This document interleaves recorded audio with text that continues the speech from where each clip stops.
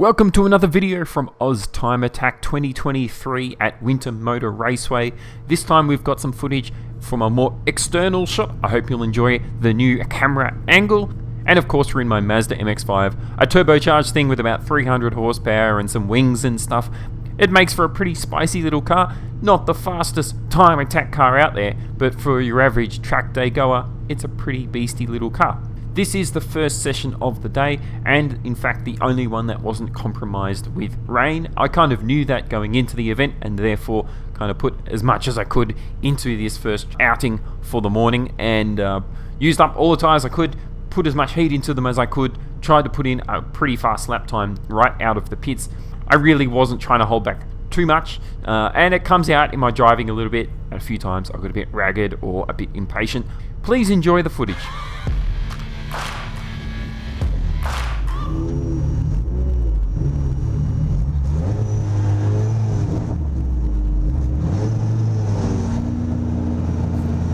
Anyways, we head out on track. You'll notice a nice eclectic mix of cars out in front. So a Mazda, that was the out in Pro class, went out first. 311 EVO coming in second, and the third car there ahead of us, a red 911. I'm pretty sure it's a turbo. That thing was pretty swift. That car is in what is supercar class. You might argue a 911 isn't quite a supercar, but it's I guess depends on your perspective. They're definitely a nice car, very impressive and not slow at all. Pretty sure that thing is quicker than my MX-5.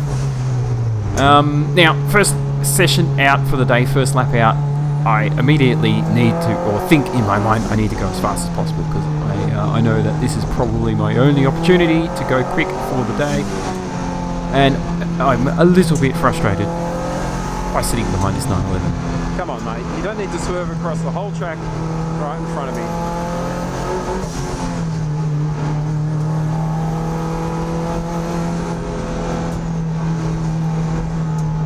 So here, unfortunately, he decides to use the outlap as an outlap, which is actually pretty reasonable. I think I wanted to get past him as soon as possible and just try and drive, but the two cars ahead were kind of finding their feet. I was a little impatient. Nonetheless, we make our way around this outlap at a steady but not fast pace, and thankfully it doesn't take us too long to start the actual lap. So a couple more corners and the 911 very kindly shifts over to the right, and we go on steaming for our first hot lap.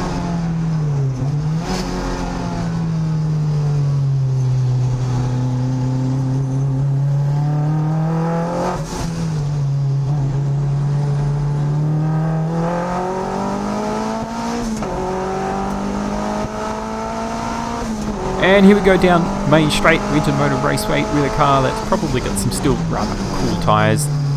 Pressures were about 22 to 24 psi, and usually these tyres like to get to about 40. So you can see a little bit skittish going over the curbs there. Tyres and pressures probably still not quite up to spec. We break into turn 3, and they've resurfaced and extended the curbing on the exit on the left-hand side here, as well as on the inside on the right-hand side. So you can be pretty aggressive on them, although they are a little bumpy and they do unsettle the car a bit, so you've got to be a little bit careful. Suffice to say, this is my first hot lap of the day in the morning, about 10 AM. It was a very chilly day, so not exactly hot temps. So you got to be a little bit careful, but I'm not really holding back too much here, trying to put in as much as I can to get some laps in. Car's still moving around a bit. You see there on the exit of the cleavage, had to do a bit of a correction.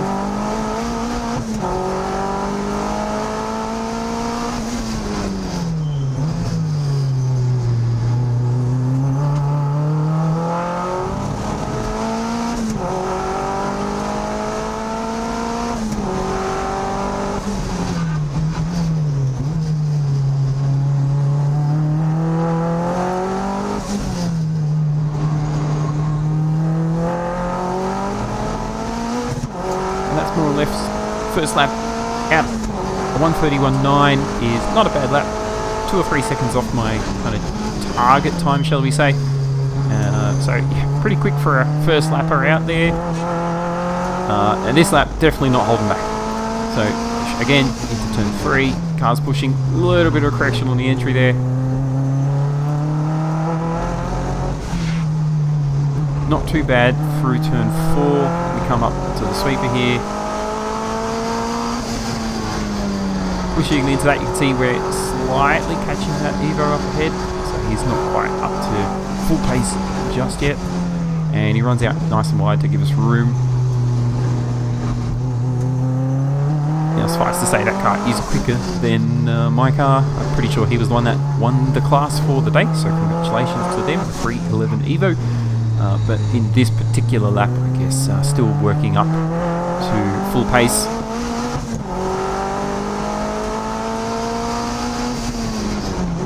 Making it to third to the last corner, not too bad there. I make something of a mistake here with my gearing, forget to shift to 5th, leave it in 4th where I really should be in 3rd through these final 2 corners, so it's a little bit messy. And despite that mistake, we still managed to get down into the 29s, which is not too bad. About a second off my PB. And we kick into lap 3.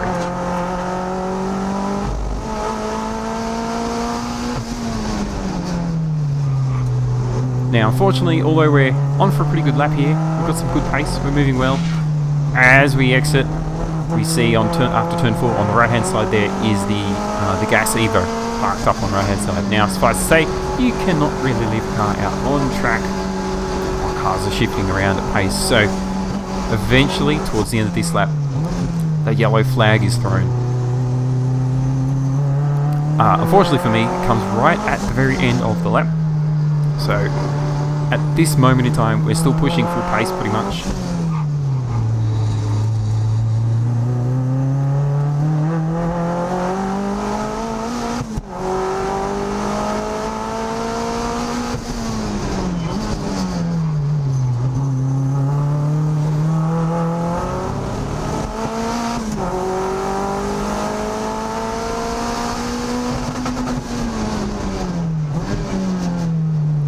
Around the second to last corner, and as I come around the final corner, there's a blinking yellow light on the left hand side there, which means we abort the lap slightly early, just before the finish line.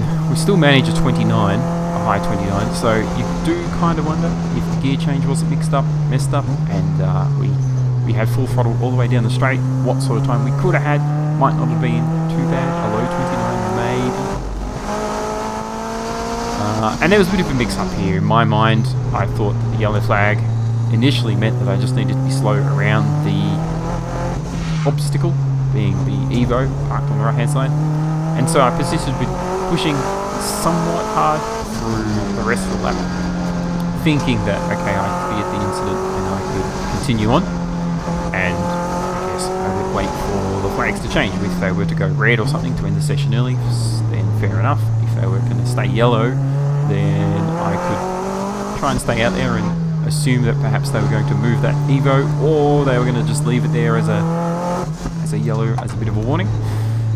What the expectation of the race control was, I should have been slowing for the entire lap. Now, as we come towards the end of this lap, I see ahead of me there are a bunch of other cars going much slower than I am, so I realise, okay, I probably should be slowing a bit more.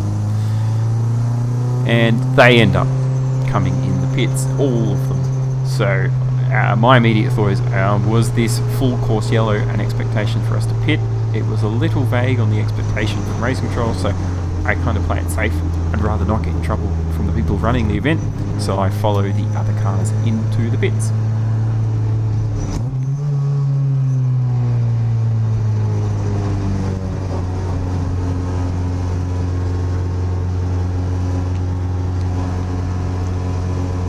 If it's a yellow, everyone seems to be coming in. I would have thought yellow means stay out, but then there's a car park there and traffic, so I'm not sure what we're doing.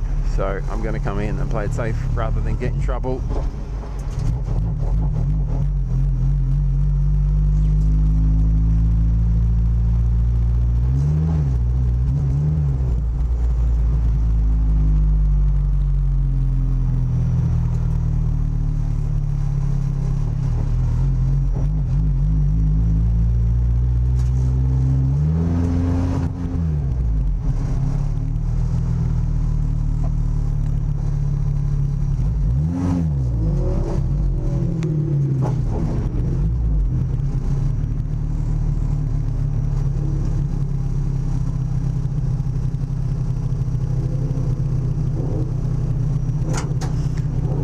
I don't know what the deal is. They threw a yellow, but there's a car out there. Yeah, they're doing a hot recovery. Yeah, but I don't want to be out there while they're doing that. So the session's still technically over with a green foot lane for your session if you wanted to go back out. Yeah, I'm going to go out, but as long as I can go out safely. But you can, they just pulled it in. All right. So yeah, effectively the way this team work is they'll send a recovery vehicle out if they can and safely move the vehicle to the infield of the circuit as long as the car can be moved and keep the session more or less rolling. So that's what they did. Costs me though. So I've lost the lap I was on, I've lost the in lap afterwards, and then I've lost this out lap. So effectively 3 laps thrown away because that car was parked up. So here we are again for our out lap now, and I've got to go and do a full lap before I actually start to put in something worth looking at on the scoreboard, so to speak. So trying to get back into the groove as quickly as I can, make sure that everything is healthy and running happily and the tyres are more or less in the range they want to be in. So around we go for a bit of an out lap.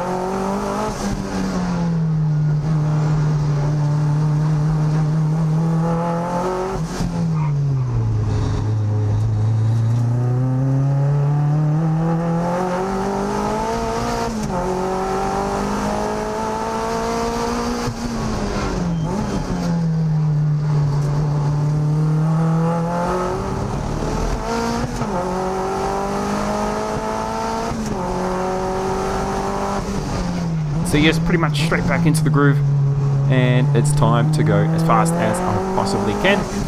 Suffice to say, coming around the final corner on this out lap, I still managed to do a 1:37, which isn't exactly slow for a lap that went through the pits. At least for an MX-5. And see, here we go for what ends up being my fastest lap of the day. Clouting those curbs like a madman. Normally I would leave it in 4th through turn 3, but no, instead I decided to drop it to 3rd, which is okay, although the car can get a little bit sketchy on the exit here of turn 4. We push it into the sweeper along the left hand corner. Pretty bumpy, curbs aren't exactly friendly, and then immediately after the exit we've got to kind of turn and brake for the first of the 2 boobs. And these are a section of the right, left, right corners.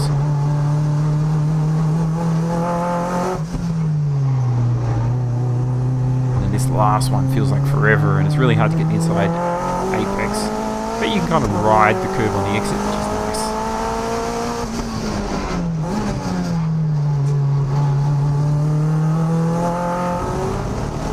And then it's kind of the final back straight.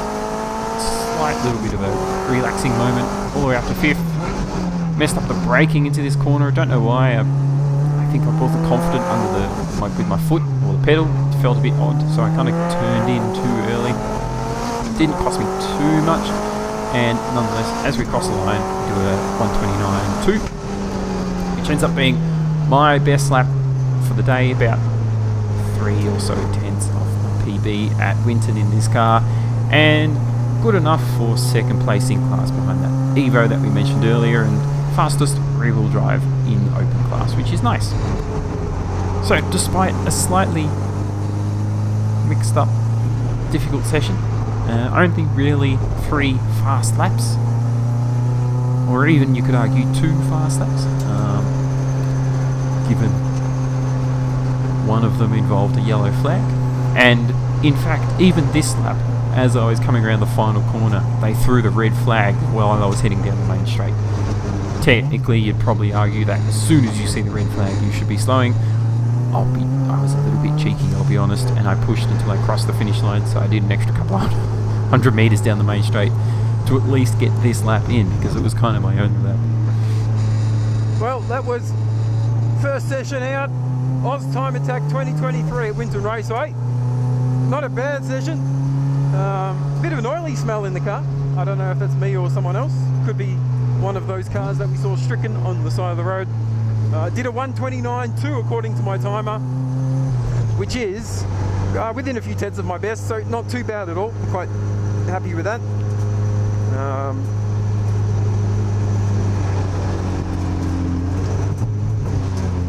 and we've got to stay behind this guy, unfortunately, into the pits.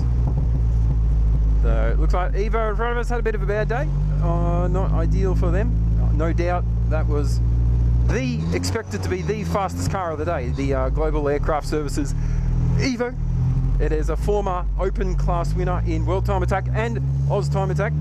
So my direct competitor, and undoubtedly a lot faster, a lot more aero, something like 800 horsepower in that thing. Probably a very spicy car. But we did laps and they had a bit of a bad day. So that's one up for us, I guess. I say us, I mean me. There's no one else here. Well, that's not true. I have got Gareth from Gazbag Motorsport, Gareth Pedley Motorsport, whatever he calls himself these days. He is here helping out, an absolute champ. Go and check him out. He has the YouTubes and the Facebooks and things. Nice bright orange NA MX-5 and a black ND, both of which are pretty swift cars. Very cost-effective, fun kind of spec cars, similar to this, perhaps with a little bit less power.